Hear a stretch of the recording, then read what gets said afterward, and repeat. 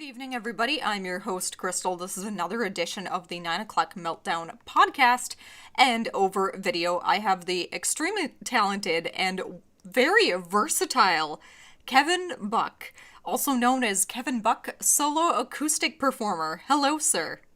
Hi. How are things? How's your Wednesday? How did Kevin Buck come to be Kevin Buck, solo acoustic performer? Mm, I don't know. Just, I suppose it's because I have all these guitars, and I had to find something to do with. They're all over the place. I don't know. I have to find something to do with all those guitars. So I decided about 10 years ago that I would start doing acoustic shows in different places. And actually, most of the time I play electric guitar. Shh, don't tell anybody. But it's kind of an acoustic sound, and I play a lot of fun covers that are familiar songs that most people know, and it's just a really relaxing way to spend an evening. Usually sitting down with somewhere between 20 and 30 people typically, and just playing favorite songs and talking to people in audiences and interacting and stuff. So I love doing that, and I love playing my favorite songs. And, I've got, I don't know, probably 12 or 14 hours of music that I can play. Wow. Yeah, a couple 300 songs, and it's just fun. I love doing it. That's great. So is the guitar playing kind of your retirement plan, or has that been something that you've always done? No, I've been playing since I was probably, I don't know, 13 or 14. I had a buddy that told me we were going to be in a rock band together in high school. And so we started playing together, and he taught me how to play. And I remember one day he said, you gotta get a guitar, so I said, okay. So I had a paper route at the time, and I went to the Montgomery Ward's catalog and looked at the very best guitar I could buy in Monkey Ward's. So I bought it, and I get the thing back from it comes in the mail, right? And I'd never played a guitar before, really. And so I started playing it, and I found the strings are about that far off the neck, and for those who know how to play the guitar, it's really hard to play the strings when they're high off the neck. But I didn't know any better, so I just started into it, and wasn't long, and my friend eventually invited me over to his house and said, okay, now that you've learned some of the basic chords, I looked at his guitar, and it was, the strings are like that close, and I'm like, let me try that one once, and I'm going like, I was wondering why I had calluses like that thick on the end of my fingers. Oh. Like, this is ridiculously hard. I can't believe that it's so tough to learn how to play the guitar. Well, he had a Fender Telecaster, so I pulled that thing out and started playing it, and it was like, oh, this is what it's supposed to be like. So he said, yeah, let's go get you a real guitar. So we went up to Minneapolis and bought a real guitar, and after that we started playing in a band together, and in high school and stuff, and it was wonderful. So that's how I started out. Fabulous. Fabulous. Did you take now obviously you still do the musical route and things like that. Was there ever a point in time where you kind of hit the pause button on music, or has music always been a part of your life? No, it's always been part of my life. I've never really stopped. It's almost a compulsion with me. It's not like I can really stop. It's sort of like a thing that it's a sweet addiction is really what it is. And so collecting guitars and playing music, and I practice a couple hours every night and record stuff as much as I can, and I teach lessons to a few students here and there. They usually don't last very long because I'm too tough on them. Oh. So the kind of tough love motto is what you chase. Well, I make them practice every day. Most people can't do that or won't do that. And then I make them record their practice session and send me the recording. Oh. So it gives them some accountability, but yeah, some of them can't hack that. They can't stand the idea that they have to practice every day have to be accountable to somebody. But if you want to get good at it, if you want to learn it, that's what it takes, in my opinion. So Oh, definitely. that's what I do. I agree. I was listening to a podcast once, and the person said there's no such thing as talent. Talent is just somebody that practices over and over and over again until you get great at something. And That's for sure. yes, I find that to be very true. But to your student's point, it can be kind of hard to break into something new, especially if you're not seeing the progression or as fast as you would like it. What do you say to your students when they come to you and just say, it's not working? They always say that. They say that every day. Yeah, when they're sending the recording, they say, "Oh, this is just terrible. It's the worst thing ever." And I always tell them after I listen to the recording, that's the best thing ever. It's great that you're actually doing this and you're working at it. You don't even see the changes that are being made as you learn. It's a little bit, it's step by step. It's just a little teeny bit at a time. But over the course of a week, if you practice every single night and you play for an hour or so, you'll get better. You just do. You don't even know that you're getting better, but you are getting better. And so my job is to just encourage people. So when they send me that daily tape, and I listen to it, I say, "Hey, you're really getting better at this." "Oh no, I suck. I'm terrible." That's how it is.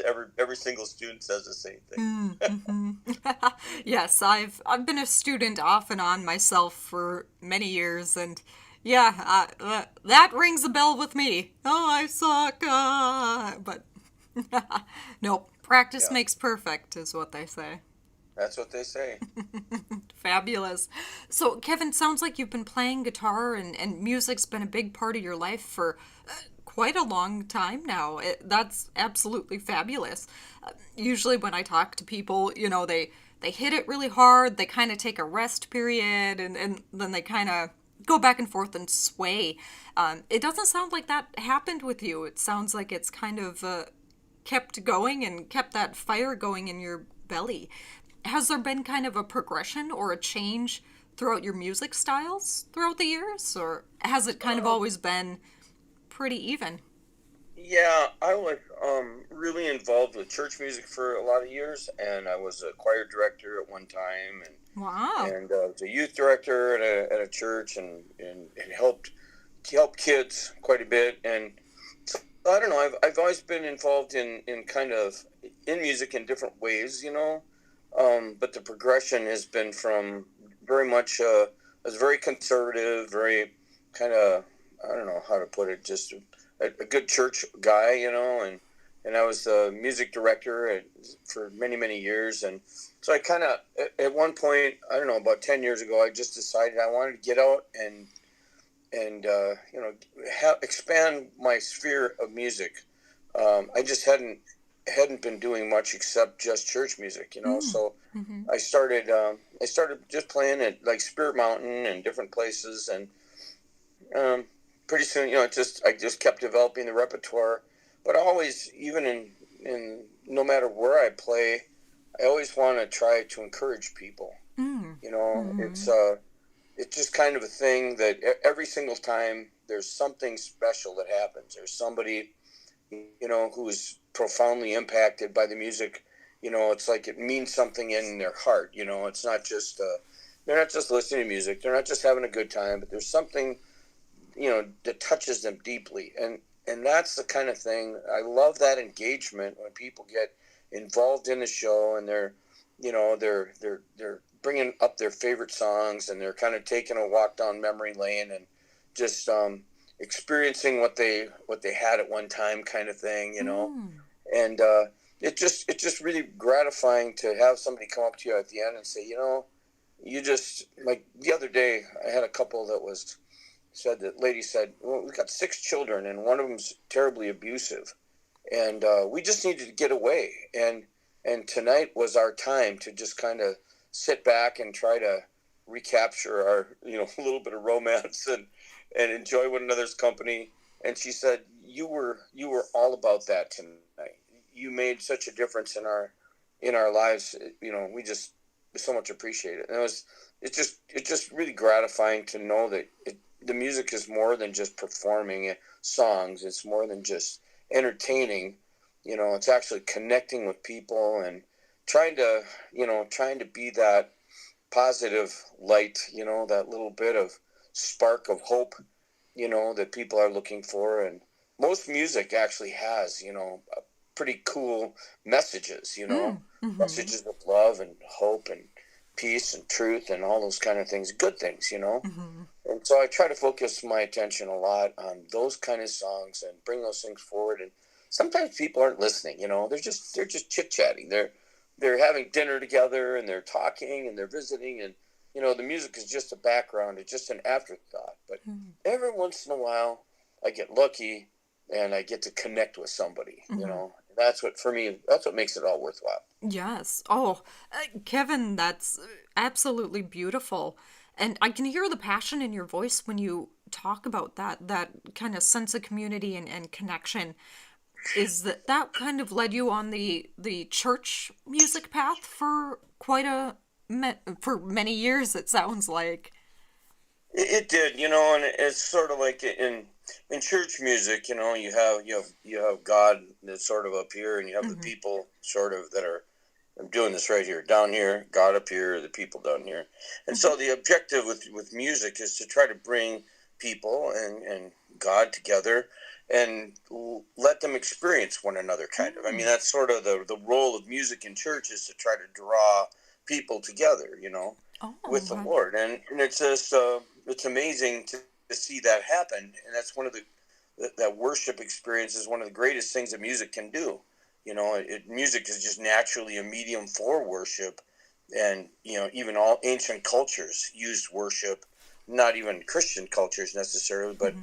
almost every culture used music and ritual and chanting and different things for spiritual purposes. And music is inherently spiritual. It's Mm-hmm. it's amazing. Mm-hmm. But I don't know. I'm getting off the track a little bit, maybe. No, Kevin, you're completely fine. I can actually attest to that as well. The closest I've ever felt to a church community, I'm not a big church person these days, but the closest I've felt is when I've been singing or when I've been partaking in making music. Yeah, Whether that was in a church or, out in a field somewhere, yeah. almost like a Woodstock experience a little bit. But yes, I can definitely attest to the sense of community that people get, the sense of togetherness. So that's wonderful that you've kind of been able to tap into that throughout your years of playing music and things. And actually, we were talking earlier, and you said that you had a number of students. And I was going to ask kind of how you got into being a teacher, but you answered that. You said you were a choir teacher, a choral teacher at one point. Yeah, many, many years ago when I was in college, I used to teach guitar lessons. Mm-hmm. And at Johnny's Music in Duluth, which was Johnny's Music was an accordion studio. And they had this wonderful group called the Accordionaires. And they traveled all over the world. They were amazing. But they just so happened to have a place for guitar classes. And so I signed up to teach as a college job, teach guitar lessons to students. Mm-hmm. And so that was my start into a little bit of introduction into teaching. And I've always enjoyed that, imparting that knowledge and gift to somebody else and watching them take that and run with it. Mm-hmm. It's tremendously gratifying. Mm-hmm. Fabulous.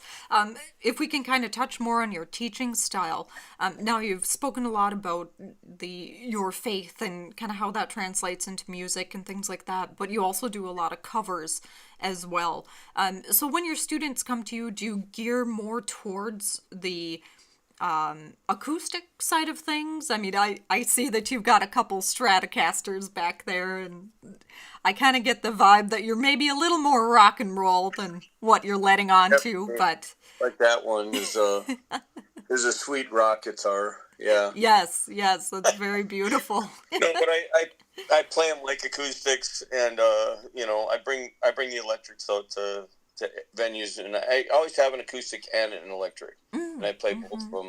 them. But mostly it's pretty mellow. In fact, it was funny because last Saturday night I was playing at this place, and I said to the crowd, they wanted me to play some rock songs. Come Yeah. on.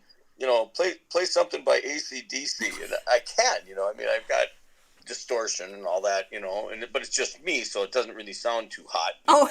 But so I said, okay, now here's the thing: if I do this for you, just watch and see. It'll last exactly 2 minutes. Okay, a manager's going to come up to me and he's going to say, "You can't play like that here." Well, he won't say it in that way. He'll say, "Oh, the guests are being a little bit disturbed by the volume. Would you mind turning it down just a little bit?" So I said, "This is what's going to happen now." So I start playing, and sure enough, 2 minutes later, the manager comes up and his hand on the side of his mouth goes, "Would you mind turning it down just a little bit? People can't hear themselves talk." Oh, And I'm just laughing. I'm just going, everybody in the audience is aware that this is they knew that this was going to happen, and it was almost like on cue. It was so funny. Oh, Kevin, that's absolutely fabulous. It sounds like you have a plethora of stories. Are you ever going to write a book or write them all down? Oh, never know. That could happen. Have I planted the seed? There. I don't know if anyone would want to read my stories. They're a little out there. Oh boy. Now I have to ask, what's the most outlandish story that you feel comfortable sharing? Oh. Well, the problem with this story, it has nothing to do with music. It has to do with my son in a submarine. And it's kind of a spiritual story. Okay. It takes a few minutes to tell. I mean, do we have the time really Yes, we have the time. Okay. So this was when I was probably a little bit more active with the church that I was in, and so on Saturday nights they had this prayer thing, So you'd go there, and it was like Sunday morning was going to happen, and so they wanted to pray on Saturday night beforehand. So I just thought I had nothing else to do, so I thought, oh, well, I'll go down there and check it out. So I go down there, and we're just hanging around, and all of a sudden I get this impression. It's like this strange thing. My son was in the Navy, and he was on a submarine, and I got this strange impression, and I'm going like, what is this? And all of a sudden I said to the pastor, I go, you know what? I feel this weird impression that I'm supposed to go out and get on board that submarine where my son is, and walk through it and pray for all the guys in this stuff, because something's going to happen there. Something that's like life-threatening, like something could happen. The mission's going to be compromised. The sub could get sunk. I mean, it's like something bad could happen.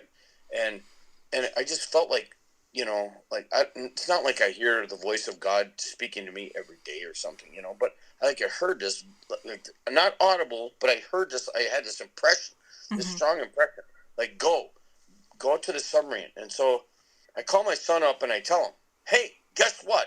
God's talking to me. Guess what he said? You're out of your mind.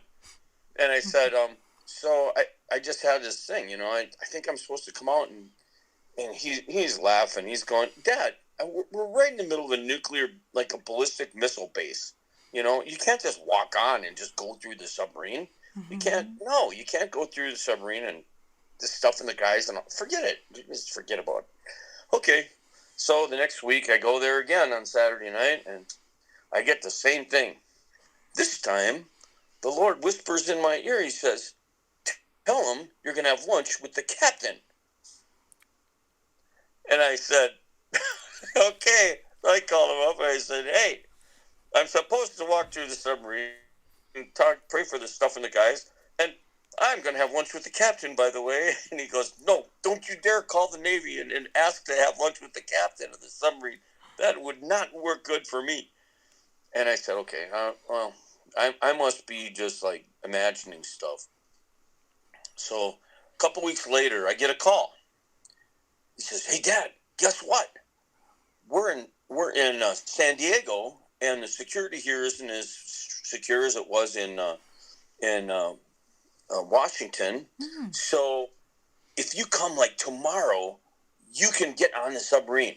I already checked with my commanding officer, and he said it was all right. I'm going like, what? So I called then Northwest Airlines, and I asked them to give me a a deal on an airplane. It's like, this is kind of an emergency thing, you know. I need to get on. I need to get out to San Diego like tomorrow. How much is it going to cost? The guy goes, $1,300. I go, what? Ooh. That's a really expensive prayer to make for $1,300, but I would do it. He goes, wait a minute. Do you have any frequent flyer miles? And I go, well, not, I don't know. So, anyways, I look up my account, and sure enough, I got half enough miles to go. He goes, you know somebody else that you could borrow the miles from? And I thought, well, maybe, well, my wife had them, you know. So, sure enough, the next day, I'm on the airplane heading towards San Diego for this mission, you know. And it's like, Mm-hmm. this is crazy for me. I've never done anything like this in my whole life. Yeah. And so I get out there. Actually, I'm in line waiting for the airplane, and this lady at the ticket counter says to me, Mr. Buck, your seat has been sold out 3 times. 3. You can't get on board this airplane right now unless you're willing to take a seat in first class. I said, what? First class? Of course I'll take the seat in first class. What do you think? Yeah. So I jump on the plane. I'm in first class. I'm just like, wow, this is awesome. And I get out to San Diego, and the night before, my wife is known for being thrifty, right? So Okay. she allows me to rent a really cheap car, okay, like the cheapest economy car there is, right? Okay. So I get out there, and I'm standing in line at the counter. Nobody's there, and I say, "Don't you have something, you know, a little more cool?" And she goes, "Well, we do actually have something that might work for you." And she goes, "Would you mind? Would you spend $20 a week this whole week more for this car?" And so I look over there, and what is it? It's just like this blue little Corvette kind of thing, you know, Ooh. convertible. You know, it's really cool. And I'm just going like, wow, no kidding. So for $20 more, I'm driving a cool car. I'm sitting out there in October. It's 85 degrees and sunny in San Diego, and I'm just going like, wow, this is so awesome. So I get a phone call from my son. He's at the submarine base. Meet me at the gate. So I go to the gate. We go in there, and there's a guy standing by this metal gate, right? And it's all closed up. And he's got an M16 rifle, and he's looking at me, and he looks at my son. He flashes his badge, and he says, "Okay, come on in." So we go in, and before you know it, I am walking into this super, forgive me for saying bad, but it's bad ass. And just saying, you know, but I shouldn't say that, but I'm going to say it because that's what it is. Mm-hmm. This submarine is like super amazing. It's like got black, like this Linux stuff, you know, you put in your pickup bed. Oh, okay. Yeah. Like the whole outside is flat black like that. It's got this coating on it, probably a radar coating, no numbers on it. It's like the super secret spy boat, right? Mm-hmm. Nobody's supposed to ever get on that boat, but I'm getting on it, and I'm walking through it. And my son's leading me through, and I get to go through all the different places in the boat, and I get to say prayers in different places and for different people, and pretty soon I'm over his bed where he sleeps, and I'm saying prayers over that and all that. Well, anyway, at the end, we get up on the top of the deck. It's now it's later at night, and so we're up on the top of the deck all by ourselves. And I say, let's say a prayer right now for the submarine, because I knew that the mission was in jeopardy and that something could happen. The submarine could sink or be discovered or something. Mm-hmm. And so I said, let's put our hands on the deck and just say a prayer right now. So we did, and it was awesome. And then the next morning, we were going to go to SeaWorld. We woke up, and so I'll try to shorten this up a little bit. But you're good. We ended up having he says to me, hey Dad, I forgot my wallet inside. So we're driving out towards the gate. We have to come back. He goes back in the sub, gets his wallet, and he comes back out. Now it's about 11:30, right? Okay. We were meant to leave at like 8 a.m. to go to SeaWorld, so we've already wasted half the day. And he goes, "Are you hungry?" And I go, "Yeah, I'm always hungry." And he goes, "Well, the crew is like right over there underneath this what do you call it? Kind of like I don't know, like a big tent." Yeah. Yeah, yeah, like a bit, and they're all there, everybody, and they're cooking brats and they're some beer and stuff, and I go down there and it's cool, and I get to meet all these different guys. Weapons officer. This is the sonar guy. This is that guy and the other guy. And finally, I know there's a group of guys kind of standing off, and they're all dressed in khaki uniforms. I says, Mm-hmm. well, who are those guys? Well, that's executive officer and the captain and blah blah blah blah. And I go, really? And I said, I'd like an introduction if you don't mind. He goes, Dad, don't you do something crazy now. Don't get me in trouble. I said, don't worry, I'll be fine. So he brings me over there, and the captain is standing there with a hot dog in his hand, and I'm standing there with a hot dog in my hand, Mm-hmm. and we're eating hot dogs, and we're talking at the same time, right? Yeah. And I didn't think about it right at the moment, but I was actually having lunch with the captain of this nuclear submarine, which is something nobody gets to do ever. You know, Mm-hmm. it was awesome. And so anyway, then we went to SeaWorld after that, and that was kind of cool. But um, fast forward 6 months later. Okay. Okay, Yeah. do you remember the movie Captain Anderson, which was about this captain of this ship that got hijacked by Somali pirates? I don't. It was Tom Hanks was acting in that movie, Mm. was the captain, and anyway, so the submarine mission was in Mm-hmm. that area, Okay. and they were patrolling around these areas that were pirate infested waters, and they're trying to do something about this pirate situation. Anyways, the submarine was in this area, and all of a sudden, Joel gets an emergency appendicitis. His appendix ruptures, right? And he's on the submarine, and they're submersed, and Oh. it's in enemy Mm-hmm. water, so they can't really come to the surface. They shouldn't. Never. Yeah. They should never do that. Mm-hmm. Okay, but the doctor on board made the captain bring the ship to the surface, right? So anyway, ship comes up to the surface, and they put my son on a rib boat, which is like a Zodiac type boat. Okay. Bring him over Yeah. to the hospital ship. He has his operation and so forth. But the really cool part about it is, a few months after that, when he gets back home, he tells me, "Hey, look in the military channel at 9 o'clock. We look at the TV and we get to actually watch on TV. For some reason, they recorded this whole episode on video. You see the submarine shoot out of the water. You see the ribboat come across, and it goes, you remember I told you about that place that we knelt down to pray on top of the deck? Right exactly at that spot is where the ribboat came to rescue him. He had to jump from the top of the deck onto the boat on the water, which Mm-hmm. is about a 12-foot drop. He got on, and then we saw the ribboat go back across, and we were watching the doctor examine him on TV.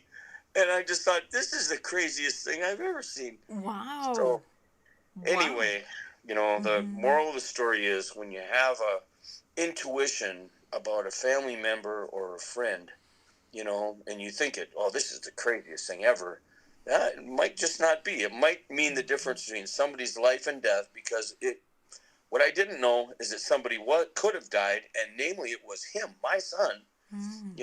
and so when I got a chance to pray over his bed, I think that mattered, you know, Mm-hmm. and that submarine could have been compromised, and it could have been, but it wasn't. And so, like, I think that prayer, it's not like, I'm super powerful or nothing, it's not like that. Yeah. It's just that I just did what I believed was the right thing to do. I followed after it. And Mm-hmm. so, anyways, you asked what the coolest story was of my life, and Yeah. that's probably the coolest story. That, yes, Kevin, that sounds absolutely amazing.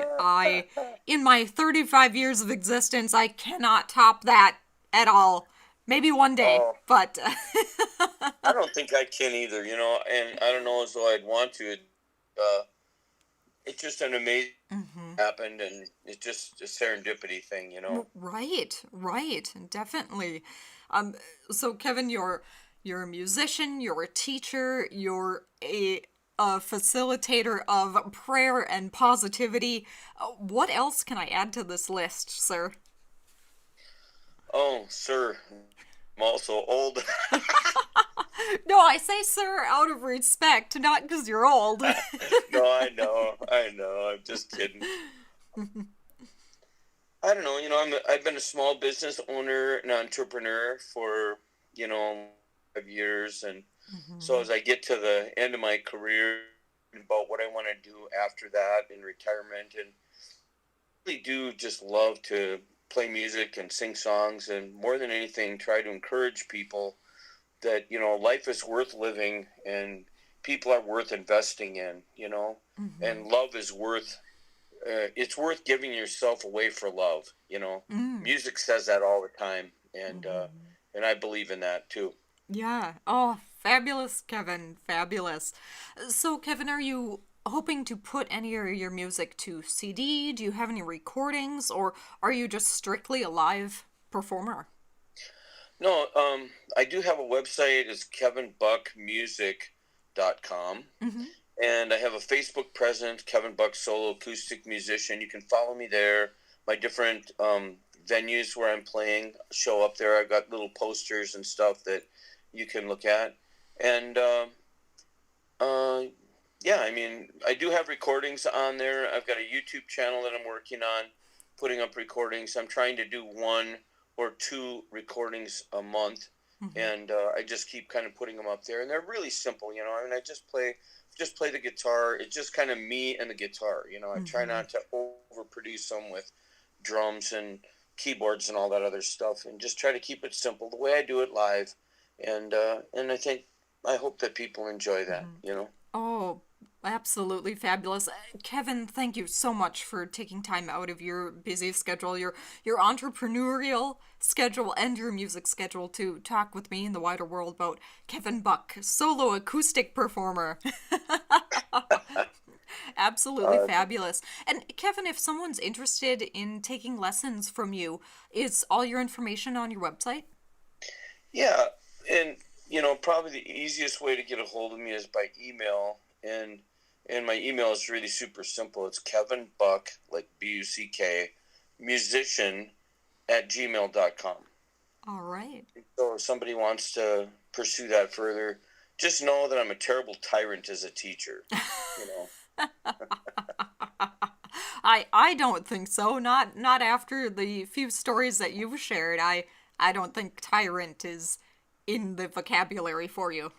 It's probably not the right word, but it's just that I have a lot of expectations. And so Mm-hmm. if somebody's going to stay with me as a student, and I'm going to demand that they learn. Mm. I'm not going to just let them sit there and spin their wheels. So they have to be willing to work hard. Mm-hmm. Yes, yes. Yep. Fabulous.